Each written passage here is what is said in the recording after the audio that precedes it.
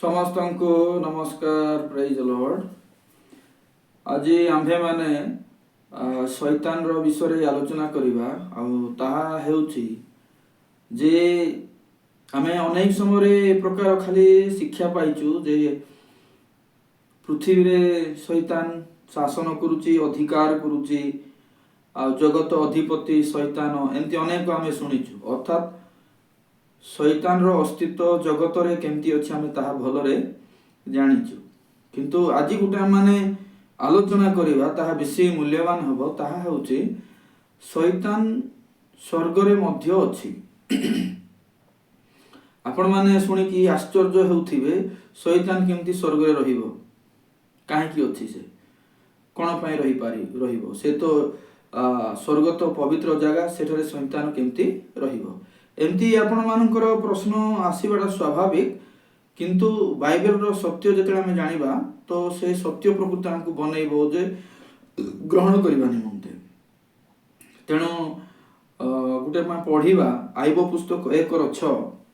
ଦିନକରେ ସଦାପ୍ରଭୁ ପରମେଶ୍ୱରଙ୍କ ସନ୍ତାନଗଣ ସଦାପ୍ରଭୁଙ୍କ ସମ୍ମୁଖରେ ଉପସ୍ଥିତ ହେବାକୁ ଆସନ୍ତେ ଶୈତାନ ହିଁ ସେମାନଙ୍କ ମଧ୍ୟରେ ଉପସ୍ଥିତ ହେଲା। ଦିନକର ଘଟଣା କ'ଣ ନା, ପରମେଶ୍ୱରଙ୍କର ସନ୍ତାନ ମାନେ ଈଶ୍ୱରଙ୍କର ସିଂହାସନ ନିକଟକୁ ଆସିଅଛନ୍ତି। ସେତେବେଳେ ଶୈତାନ ମଧ୍ୟ ଉପସ୍ଥିତ ହେଲା ବୋଲି ଲେଖା ଅଛି। ତେଣୁ ଆଜିର ଆଲୋଚନା ଯେ ଏବେ ବି ଶୈତାନ ସ୍ୱର୍ଗରେ କାହିଁକି ଅଛି ଆଉ କ'ଣ ତାର ଉଦ୍ଦେଶ୍ୟ, ତା ଆରମ୍ଭ କରିବା ପୂର୍ବରୁ ଆମେ ପ୍ରାର୍ଥନା କରିବା। ଧନ୍ୟବାଦ ପ୍ରଭୁ, ସୁନ୍ଦର ସମୟ ଦେଲ। ଆଉ ଯେଉଁ ସମୟରେ ପ୍ରଭୁ ଆମେ ସୁନ୍ଦର ବିଷୟ ଆଲୋଚନା କରିବୁ, ତାହା ବୁଝିବା ନିମନ୍ତେ ଆମକୁ ସାହାଯ୍ୟ କର। ପ୍ରାର୍ଥନା ଯୀଶୁଙ୍କ ନାମରେ ମାଗୁଛୁ, ଆମେନ୍। ଦେଖନ୍ତୁ, ଶୈତାନ ଖାଲି ସ୍ୱର୍ଗରେ ଅଛି ସେମିତି ନୁହେଁ। ଶୈତାନ ଈଶ୍ୱରଙ୍କର ସାନ୍ନିଧ୍ୟକୁ, ଈଶ୍ୱରଙ୍କର ସମ୍ମୁଖକୁ ଆସିବାକୁ ମଧ୍ୟ ସେ ସୁଯୋଗ ପାଇଛି। ଆଇବ ପୁସ୍ତକ ଯୋଉଟା ଆମେ 1:6 ପଢିଲୁ, ଯୋଉ ଏଠାରେ ଲେଖା ଅଛି ପରମେଶ୍ୱରଙ୍କର ସନ୍ତାନ ମାନେ ସଦାପ୍ରଭୁଙ୍କ ନିକଟକୁ ଯେତେବେଳେ ଆସୁଛନ୍ତି, ସେହି ସମୟରେ ଶୈତାନ ମଧ୍ୟ ଆସିଲା ଲେଖା ଅଛି। ତେଣୁ ପରମେଶ୍ୱରଙ୍କର ସନ୍ତାନ ମାନେ ଏଠାରେ କିଏ? ପରମେଶ୍ୱରଙ୍କର ସନ୍ତାନ ମାନେ ହେଉଛନ୍ତି ଦୂତମାନେ। ଆଉ ଦୂତମାନେ ଯେତେବେଳେ ପରମେଶ୍ୱରଙ୍କର ନିକଟକୁ ଆସୁଛନ୍ତି, ସେହି ସମୟରେ ଶୈତାନ ମଧ୍ୟ ଆସିଲା। ଅର୍ଥାତ୍ ଶୈତାନ କିଏ? ସେ ଦୂତ ନା, ଦିନେ ଦୂତ ହେଇକି ଥିଲା। ପରମେଶ୍ୱରଙ୍କର ବିରୋଧ କରିବାରୁ ସେ ଶୈତାନ ନାମରେ ନାମିତ ହେଲା। ତେଣୁ ଦୂତ ଆଉ ଶୈତାନ ତାଙ୍କର ଗଠନ ଅନୁସାରେ ଗୋଟିଏ, କିନ୍ତୁ ସ୍ୱଭାବ ଅନୁସାରେ ସେମାନେ ଭିନ୍ନ ଭିନ୍ନ। ତେଣୁ ଦୂତମାନେ ଯେତେବେଳେ ପରମେଶ୍ୱରଙ୍କର ସିଂହାସନ ସମ୍ମୁଖକୁ ଯାଇଛନ୍ତି, ସେହି ସମୟରେ ଶୈତାନ ମଧ୍ୟ ଯାଇଛି। ଅର୍ଥାତ୍ ଏଥିରୁ ଆମେ ଜାଣିପାରୁଛୁ ଯେ ଶୈତାନ ମଧ୍ୟ ସ୍ୱର୍ଗରେ ଅଛି। ଆଉ ଖାଲି ସ୍ୱର୍ଗରେ ଅଛି ତାହା ନୁହେଁ, ସେ ଈଶ୍ୱରଙ୍କର ନିକଟବର୍ତ୍ତୀ ହେବା ପାଇଁ ବା ଈଶ୍ୱରଙ୍କର ସିଂହାସନକୁ ଆସିବା ପାଇଁ ମଧ୍ୟ ସେ ସୁଯୋଗ ପାଇଅଛି। ତେଣୁ ଏହି ବିଷୟ ଆମେ ଆଲୋଚନା କରିବା, ଏହାର ରହସ୍ୟ କେମିତି କ'ଣ। ତ ଆପଣମାନେ ସମସ୍ତ ଭିଡ଼ିଓକୁ ଭଲରେ ଶୁଣିଲେ ଜାଣିପାରିବେ। ଦେଖନ୍ତୁ, ଏହି ଶୈତାନ ସ୍ୱର୍ଗରେ ଅଛି ଆଉ ଈଶ୍ୱରଙ୍କର ସିଂହାସନକୁ ମଧ୍ୟ ଆସିବାର ସୁଯୋଗ ପାଇଛି। ତ କେତେ ପର୍ଯ୍ୟନ୍ତ ଇଏ ସେଠାରେ ରହିବ? କୋଉ ସମୟ ପର୍ଯ୍ୟନ୍ତ ସେଠାରେ ରହିବ? ଆଉ ପରମେଶ୍ୱର କାହିଁକି ତାକୁ ସୁଯୋଗ ଦେଇଛନ୍ତି ଯେ ସ୍ୱର୍ଗରେ ରହିବା ପାଇଁ? ଦୂତମାନେ ଅଛନ୍ତି, ଠିକ୍ ଅଛି, କିନ୍ତୁ ସେଠି ଶୈତାନ ମଧ୍ୟ ଅଛି ବୋଲି ଆମେ ଦେଖିଲୁ।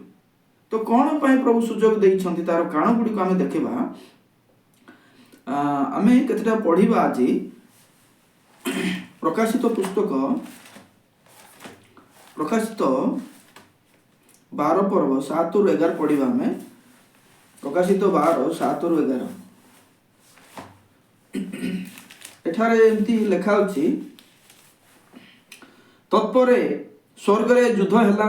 ମିଖାଏଲ ଓ ତାହାଙ୍କ ଦୂତମାନେ ସେହି ସର୍ପ ସହିତ ଯୁଦ୍ଧ କଲେ। ସେଥିରେ ସେହି ସର୍ପ ଓ ତାହାର ଦୂତମାନେ ମଧ୍ୟ ଯୁଦ୍ଧ କଲେ, କିନ୍ତୁ ସେମାନେ ଜୟ କରିପାରିଲେ ନାହିଁ। ପୁଣି ସ୍ୱର୍ଗରେ ସେମାନେ ଆଉ ସ୍ଥାନ ପାଇଲେ ନାହିଁ। ସେଥିରେ ସର୍ବଜଗତର ପ୍ରବଞ୍ଚକ ଦିଆବଳ ଓ ଶୈତାନ ନାମରେ ଖ୍ୟାତ ଯେ ପ୍ରକାଣ୍ଡ ସର୍ପ, ସେହି ପୁରାତନ ନାଗ, ସେ ଆପଣ ଦୂତମାନଙ୍କ ସହିତ ପୃଥିବୀରେ ନିକ୍ଷିପ୍ତ ହେଲା। तो पृथ्वी से पड़ा बोली लिखा अच्छे स्वर्ग कौन होची आपण मैंने देखंतु प्रकाशित 12:7-11 भितर से स्वर्ग रे गोटे युद्ध हुए मिखाल दूत मान सहित शैतान रो युद्ध हुए आउ जते बेले युद्ध हुए से माने पृथ्वी रे खसंती से मानको स्थान मिलू ना लिखा अछि आउ से शैतान रो ना जोटा हम देखु जे दियाबल प्रकांड सर्प ए समस्त निजर दूत मान अर्थ तांकर अनुकारी मान धरिकी पृथ्वी रे निक्षिप्त हैला पड़िला सेते बेले मु स्वर्ग रे एही उच्च स्वर सुनिली वर्तमान आमानंक ईश्वरंक परित्राण पराक्रम ओ राज्य पुणी ताहांक ख्रीष्टंकर कर्तार्पण उपस्थित होई अछि कारण आमानंक भातृगण को अपवादक जे दिवारात्र सेमानंक विरुद्ध रे आमानंक ईश्वरंक छामर अभियोग करुथिला से तळे निक्षिप्त होई अछि देखो एठरे कोन होजी यीशु ख्रीष्ट मालिक हेले राजा हेले कर्तापण कले आउ जे कि तांकर लोकमानंक विरुद्ध रे ईश्वरंक लोकमानंक विरुद्ध रे सब बेले अपवाद करुथिला निंदा करुथिला से प्रकृत रे कोन होईची पृथ्वी को निक्षिप्त हला लेखा अछि आउ से माने मेष शावक रक्त ओ आपना आपना साक्षर वाक्य द्वारा ताकू जय करिसंती पुणी से माने मृत्यु पर्यंत आपना आपना को प्राण को प्रिय ज्ञान करि नथिले तो एठारे हमें देखिलु जे मिखाइल दूत संगे शैतान रो आउ तांकर अनुकारी मानक सहित युद्ध हुए जे कि दियाबल जे कि प्रकांड सर्प बोले आमे कहूछु आउ युद्ध जते बेले हुए तो से माने पृथ्वी रे खसंती पड़ी जानती युद्ध होला परे से माने सेठू बाहरंती तो तापरे यीशु ख्रीष्ट से प्रकृत रे मालिक होंती बा अधिकार करंती बोले आमे देखिलु तो आपण माने चिंता करंतु एही प्रकाशित 12 पर्वर घटना 7-11 जो आम पढ़िलु एटा केबेकार घटना एटा केबे हबो तो एही घटना ए जो प्रकाशित 12 पर्व रे मिखाल दूत सहित ए शैतान और तार अनुकारी माने जो युद्ध होई कि पृथ्वी को खसुचंती एही समय आज पर्यंत हेई नै एटा भविष्यत रे हेबो आज पर्यंत शैतान स्वर्ग रे ही अछि परमेश्वरंकर संतान अर्थात दूत मानक संगे ही से अछि तो जेतेबेले से स्वर्ग रे अछि एबे पर्यंत मिखाल दूत सहित तांकर कोनोसी युद्ध हेउ नै से माने मिसामिसी कि सेठारे अछंती किंतु समय आसुची मिखाल दूत संगे मिखाल जेतु युद्ध करबा दलर लोक तांको संगे तांकर युद्ध हेबो एवं समस्त शैतान तांकर अनुकरी माने पृथ्वी रे निक्षिप्त हेबे तो सही समय आसुची आ सही समय को जदि हमें ध्यान करबा एटा क्लेशर समय को बुझाए जेतेबेले अनुग्रह मंडली स्वर्गारोहण कला परे ख्रीष्टंक शरीर रूप मंडली स्वर्गारोहण कला परे जेतेबेले पृथ्वी रे क्लेश आसे से क्लेशर समय घटना वर्णना करे अर्थात क्लेश समय पर्यंत शैतान स्वर्ग रे रहिबो आ क्लेश जेतेबेले हबो सही समय रे शैतान स्वर्ग रु पतित हेबो ताहा मध्ये जदि हमें ध्यान देबा जे क्लेशर कु समय क्लेश प्रकृत रे हमें माने जानिचु 7 वर्ष तार 7 वर्ष को जदि हमें भाग करिबा तबे 3.5 वर्ष 3.5 वर्ष हेबो एई 3.5 वर्ष प्रथम 3.5 वर्ष रे एई शैतान पृथ्वी रे निक्षिप्त होई नथिबो आउ 3.5 वर्ष सरिला परे अर्थ आउ गोटे 3.5 रो मझी रे अर्थ 7 वर्ष क्लेशर मझी रे शैतान स्वर्ग रु संपूर्ण भाव रे तांकर दूत मानक सहित खसी पड़े आ सेमानक निमंते आ कोनोसी स्थान रहे ना आ सेते बेले मिखाल सहित युद्ध करिए माने संपूर्ण चिरकाल पई सेठू बाहरंती तो एठारे हमें देखुछु जे एबे पर्यंत अर्थात पृथ्वी सृष्टि ठारू क्लेशर मझी पर्यंत आ गोटे भाषा रे हमें कहि परिबा जे 70 सप्ताहर मझी पर्यंत शैतान स्वर्ग रे रहिबो एवं क्लेशर मझी रे बा 3.5 वर्ष सरला परे शैतान प्रकृत रे निक्षिप्त हेबो बा 70 वर्षर मझी रे शैतान प्रकृत रे पृथ्वी को निक्षिप्त हेबो से पर्यंत से सेठारे प्रकृत रे ରାଜୁତି କରିବ। ତ ଯଦି ବି ସେ ରାଜୁତି କରିବ, କ'ଣ ପାଇଁ କରିବ? କ'ଣ ପାଇଁ ପ୍ରଭୁ ଜାଣି ଶୁଣି ତାଙ୍କୁ ଏପର୍ଯ୍ୟନ୍ତ ରଖିଛନ୍ତି, ଏପର୍ଯ୍ୟନ୍ତ ସୁଯୋଗ ଦିଅନ୍ତି? ତାର କାରଣ କ'ଣ? ଦେଖନ୍ତୁ, ଯେତେବେଳେ ଶୈତାନକୁ ଯେତେବେଳେ ନିକ୍ଷିପ୍ତ କରାଯିବ, ଯେତେବେଳେ ମିଖାଏଲ ଦୂତ ସାଙ୍ଗରେ ସେ ଯୁଦ୍ଧ କରି ପୃଥିବୀରେ ଯୋଉ ପଡ଼ିବ, ପତିତ ହେବ, ତାର ଜଷ୍ଟ ପରେ ପୃଥିବୀରେ ଆମେ କ'ଣ ପାଉଛୁ? ଆଉ ଗୋଟେ 3.5 ବର୍ଷ କ୍ଲେଶ, ଯାହାକି ଆମେ ମହାକ୍ଲେଶ ବୋଲି କହିଥାଉ। ସେ ଅସମ୍ଭାଳ କ୍ଲେଶ ସେଟା ଆସିବ। ତ ସେଇ ସମୟରେ କ'ଣ ହଉଛି ନା, ଏ ଶୈତାନ ଯିଏକି ଯେ ପତିତ ହେଲା, ଏ ସମସ୍ତଙ୍କୁ ଭ୍ରାନ୍ତ କରିବା ପାଇଁ ଏ ମଧ୍ୟ କାର୍ଯ୍ୟ କରିବ, ସମସ୍ତଙ୍କୁ ଠକିବା ପାଇଁ କାର୍ଯ୍ୟ କରିବ।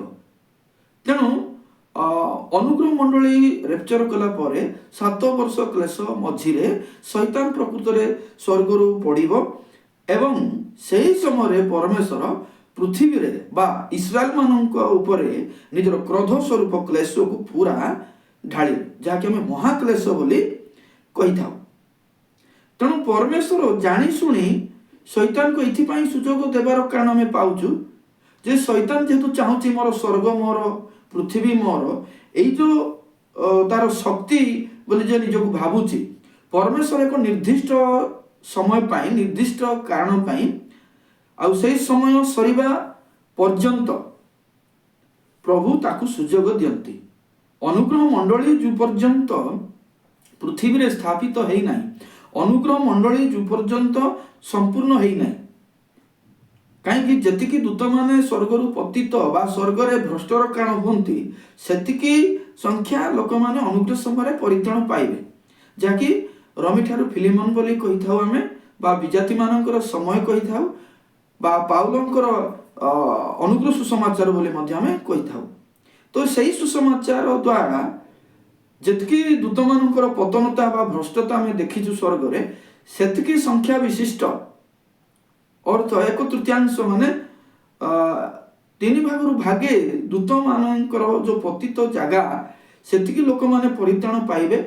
ଆଉ ସେ ମଣ୍ଡଳୀକୁ ଆମେ ଖ୍ରୀଷ୍ଟଙ୍କ ଶରୀର ରୂପ ମଣ୍ଡଳୀ ବୋଲି କହିଥାଉ। ସେଇ ମଣ୍ଡଳୀ ସମ୍ପୂର୍ଣ୍ଣ ହେବା ପର୍ଯ୍ୟନ୍ତ, ସମ୍ପୂର୍ଣ୍ଣ ପୂରଣ ହେବା ପର୍ଯ୍ୟନ୍ତ ଏହି ଶୈତାନ ସ୍ୱର୍ଗରେ ମଧ୍ୟ ରାଜୁତି କରିବ। ସେଥିପାଇଁ ଏହି କାରଣ ପାଇଁ ପ୍ରଭୁ ତାକୁ ଅଳ୍ପ ସମୟ ପାଇଁ ଗୋଟେ ରାଜ କରିବାର ଗୋଟେ ସୁଯୋଗ ତାଙ୍କୁ ଦିଅନ୍ତି। ସେଥିପାଇଁ ଶୈତାନ ସ୍ୱର୍ଗରେ ଆଉ ପୃଥିବୀରେ ଉଭୟ ଜାଗାରେ ସେ ନିଜକୁ କହେ କି ମୁଁ ଜଣେ ମାଲିକ। ଯେମିତି ଯୀଶୁ ଯେତେବେଳେ ଜଗତକୁ ଆସିଲେ, ଯୀଶୁଙ୍କୁ ସେ 40 ଦିନ ମଧ୍ୟରେ ଅନେକ ଥର ପରୀକ୍ଷା କରିଛି, ମୋତେ ମୁଣ୍ଡିଆ ମାର, ମୋତେ ପ୍ରଣାମ କର, ଆଉ ମୁଁ ତମକୁ ଏଇଟା ଦେବି ସେଇଟା ଦେବି ବୋଲି କୁହେ। ୟାର ଅର୍ଥ କ'ଣ? ସେ ନିଜକୁ ସେମିତି ଅଧିକାରୀ ଭାବୁଛି। ଆଉ ପ୍ରଭୁ ତାକୁ ଜାଣି ଶୁଣି ସୁଯୋଗ ଦେଇଛନ୍ତି, ଅନୁଗ୍ରହ ସମୟ ପାଇଁ ଦେଇଛନ୍ତି। ଅନୁଗ୍ରହ ସମୟ ଯେତେବେଳେ ସରିବ ତ ମଣ୍ଡଳୀ ସ୍ୱର୍ଗାୟନ କରିବ। ତେଣୁ ସେଠୁ କ'ଣ ହବ? ତାକୁ ଯୁଦ୍ଧ କରିକି ପୃଥିବୀରେ ନିକ୍ଷିପ୍ତ କରାଯିବ। ତାର ଯେତିକି ଅନୁକାରୀ ମାନେ ଅଛନ୍ତି ସମସ୍ତଙ୍କୁ ପୃଥିବୀରେ ନିକ୍ଷିପ୍ତ କରାଯିବ। ତାପରେ ସେ ଅନୁଗ୍ରହ ମଣ୍ଡଳୀ ବା ଖ୍ରୀଷ୍ଟଙ୍କ ଶରୀରୂପ ମଣ୍ଡଳୀ, ଯେଉଁ ମଣ୍ଡଳୀର କି ଖ୍ରୀଷ୍ଟ ମସ୍ତକ, ସେ ପ୍ରକୃତରେ ବା ସେଇ ମଣ୍ଡଳୀ ସେଇ ସ୍ୱର୍ଗରେ ସ୍ଥାପିତ ହେବ। ଏବଂ ପୃଥିବୀରେ ଯେତେବେଳେ ସେଇ 3.5 ବର୍ଷର ମହାକ୍ଲେଶ ଯେତେବେଳେ ସରିବ, ବାଇବେଲ କହୁଛି କି ସେ ଶୈତାନକୁ କ'ଣ କରାଯିବ? ଲକଅପ୍ କରାଯିବ। କାହିଁକି? କ୍ଲେଶର ସରିଲା ପରେ ଯୀଶୁଖ୍ରୀଷ୍ଟ ପୃଥିବୀକୁ ରାଜା ହେଇକି ଗୋଟେ ମସିହ ହେଇକି ଆସନ୍ତି। ରାଜା ହେଇକି ଯେତେବେଳେ ଆସନ୍ତି, ତ ସେତେବେଳେ ଏଇ ଶୈତାନକୁ 1000 ବର୍ଷ ପାଇଁ, ଫର ମିଲେନିୟମ ଇୟର, ମାନେ 1000 ବର୍ଷ ପାଇଁ ତାଙ୍କୁ ବନ୍ଦୀ କରାଯାଏ। ଆଉ ସେଇ ସମୟରେ ଅନୁଗ୍ରହ ମଣ୍ଡଳୀ ବିଜାତି ମାନଙ୍କୁ ନେଇ ଅନୁଗ୍ରହ ସୁସମାଚାର ଯୋଉଟା ଥିବ, ସେଟା ସ୍ୱର୍ଗରେ ସେ ସ୍ଥାପିତ ହେବ। ସେ 1000 ବର୍ଷ କ୍ଲେଶରେ 1000 ବର୍ଷ ସମୟରେ ଆସୁନାହିଁ ବା କ୍ଲେଶର ସମୟରେ ସେ ଅଂଶୀ ନୁହେଁ। ତେଣୁ ଆମେ ବାଇବେଲ ଯଦି ଦେଖୁଛୁ, ଏଇ ଯେଉଁ ଅନୁଗ୍ରହ ମଣ୍ଡଳୀ ମୁକୁଟ ପ୍ରାପ୍ତ ହେବ ଲେଖା ଅଛି। ମୁକୁଟ ପାଇବାର ଅର୍ଥ କ'ଣ? ମୁକୁଟ ଯେଉଁ ପ୍ରାପ୍ତ ହେବେ ବୋଲି ଲେଖା ଅଛି, ପ୍ରକୃତ ଅର୍ଥ ଯଦି ଆମେ ଦେଖିବା, ସେଟା ମୁକୁଟ ଗୋଟେ ସିମ୍ବଲିକ ୱାର୍ଡ ବୋଲି ଆମେ କହିପାରିବା। ଅର୍ଥାତ୍ ମୁକୁଟ ପ୍ରାପ୍ତ ହେବାର ଅର୍ଥ ହେଉଛି ଶୈତାନ ପୃଥିବୀରେ ନିକ୍ଷିପ୍ତ ହେବା ପୂର୍ବରୁ ଯେଉଁ ରାଜୁତି କରୁଥିଲା, से अधिकार से माने पाइबे ख्रीष्टଙ୍କ शरीर रूप मंडलीर लोक माने से अधिकार पाइबे से दायित्व पाइबे से अधिकार और दायित्व को मुकुट बोली एठारे कुहा जाए। तो आमे देखुछु जे 1000 वर्ष पई एई जो शैतान को पुनर्बार कोन करा जाउची ना बंदी करा जाउची। आमे देखिबा सेटा प्रकाशित 20 पर्व रे जदि आमे देखिबा 2 एवं 3 से सही सर्प सही पुरातन नाग अर्थात दियाबल शैतान को धरी 100 वर्ष पर्यंत बांधी पकाइले पुणी ताहाकू पाताल कुंडरे निक्षेप करी सेथिर मुख बंद कले और ताहा उपरे मुद्रांक देले जेपरी सही 100 वर्ष शेष न हेबा पर्यंत से जातीय समूह को आउ भ्रांत करि पारिबो नाही एहा परे अल्प काल निमंते ताकू मुक्त हेबाकू हेबो। तेणु जीशु जते बेले राजा हेबे पुनर्बार शैतान को ए दियाबल को पाताल कुंडरे कोन कराबो निक्षिप्त कराबो आउ थरे ताकू लकअप करा जिवो। तो काहे कि लकअप करा जिवो जीशु जते 1000 वर्ष राजूति करिवे सही समय कौनसी लोक को कौनसी जाति को कौनसी दल को जेंति से ठकी पारिबो नाही। तो से 1000 वर्ष पर्यंत पुनर्बार शैतान को पाताल रे निक्षिप्त करा हबो। 1000 वर्ष अंत होते पुनर्बार शैतान अल्प समय पाई आउ थरे सेठारे मुक्त हेबो एवं अल्प समय लोक मान को भ्रांत कला उतारे पुनर्बार तांको अग्निमय हृदय निक्षिप्त तांकर अनुकारी मानक सहित निक्षिप्त करा जिवो। तो आज आलोचना रे आपण माने ध्यान देले जे शैतान एबे भी स्वर्ग रे अछि आउ स्वर्गर जगह को मोर भाबुची आ पृथ्वी रे भी अधिकार करिछि आ पृथ्वीर सब लोक मान को ठकुची आ एथि पई प्रभु ताकू सुजोग दैछन्ति स्वर्ग रे आ पृथ्वी रे प्रभुंकर योजना कोन ना अनुग्रह समय रे पाउलंकर सुसमाचार बोले पाउल निजर नुहे ईश्वर ताकू जो दैछन्ति अनुग्रह सुसमाचार अर्थात यीशु का मृत्यु समाधि पुनरुत्थान एई समस्त वाक्य द्वारा जो माने परित्राण पांती सेही मंडली को स्वर्ग को निया जिवो। सेही समय पूर्ण पर्यंत सेही संख्या पूर्ण पर्यंत शैतान उभय जगह रे राज करूची आ जते बेले समस्त विश्व शेष हबो से पृथ्वी रे निक्षिप्त होउची। पृथ्वी रे निक्षिप्त होला परे 3.5 वर्ष रे से रहुची क्लेश समय रे जोटा कि द्वितीय महाक्लेश तापरे ताकू 1000 वर्ष पई लकअप करा हुए जेतले जीशु राजा हेबे तापर अल्प समय पई मुक्त हुए आ पुनर्बार ताकू अल्प समय परे चिरकाल पई अग्निमय हृदय निक्षिप्त करा जाए। तो मु भाबुची बा विश्वास करूची आज आलोचना आपण मान को बहुत मूल्यवान हेइथिबो आ आपण माने सुनि उत्साहित होइथिबे। जदि आपण सुनिछंती उत्साहित होइछंती तो आपण माने लाइक करंतु सब्सक्राइब करंतु आ अनेकंक लोकंक निमंते मध्य शेयर करंतु।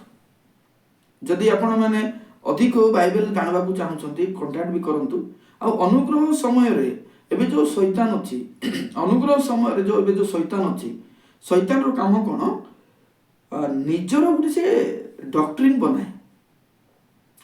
अनुग्रह समय रे शैतान निजर डॉक्ट्रिन बनाए जो डॉक्ट्रिन द्वारा से लोक मान को ठकी पारिबो लोक मान को से अलग रास्ता को नहीं पारिबो। आज आपण आ मोर काम होची बाइबल को सत्य भाव रे जानाबाटा काहे कि सेटे राज्यर सुसमाचार एवं अनुग्रह सुसमाचार वाक्य भिन्न भिन्न अटे विश्वास मत संपूर्ण अलग अटे। तेणु प्रभु हमको स्वाधीन इच्छा दैछन्ति आमे सत्य केमती बाछि पारबा। सब वाक्य सत्य किंतु अनुग्रह वाक्य कोटा आ राज्यर सुसमाचार कोटा व्यवस्था कोटे अछि आ व्यवस्था कोटे नहीं एटा आमे बाछिबार अछि।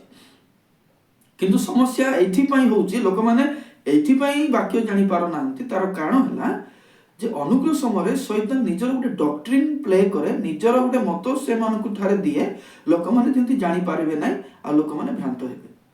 तेणु सेही भ्रांतरु मुक्ति हेबा पई आमे समस्ते चेष्टा करिबा समस्ते वाक्य जानिबा आ निजे उद्धार हेबा संगे अन्य मानकु मध्ये आमे उद्धार करिबा तेबे निश्चित दिने प्रभुंकर योजना सफल हेबो। मु आशा करूची आपण माने वाक्य जानिबा सहित आत्मिक जीवन रे बढ़िबे एवं सुसमाचार भाग करिबारे आपण माने निजर मत निजर समय को प्रदान करिवे। आज पई एतिकी कहिबी समस्तंकु ନମସ୍କାର, ପ୍ରେଜ୍ ଦ ଲର୍ଡ।